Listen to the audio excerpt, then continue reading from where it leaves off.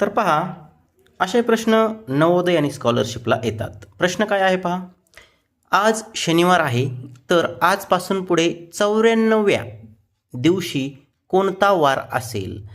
आपण जर शनिवारपासून पुढे जर 94 दिवस मोजत बसलो तर खूप वेळ लागेल आणि नवोदय स्कॉलरशिप अशा स्पर्धा परीक्षामध्ये वेळ खूप कमी असतो. मग अशा प्रश्नांचं उत्तर काढायचं असतं ट्रिकने. अतिशय सोपी ट्रिक आहे, खूपच छान ट्रिक आहे बघा. तर काय करायचं आहे, तर आजचा वार कोणता आहे? शनिवार आहे, लक्षात ठेवा. आजचा वार शनिवार आहे आणि इथून पुढे 94वा दिवस विचारलेला आहे. 94वा दिवस काय करायचं? 94 भागिले 7 करायचं.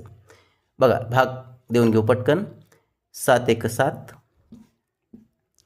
9 मधून 7 गेले खाली राहील 2, वरून घेतले हे 4, इथे झाले 24, 7 एक 21, याची करायची वजाबाकी. 4 मधून 1 गेला खाली राहील 3, 2 2 गेले 0, म्हणजे बाकी राहिलेले आहे 3.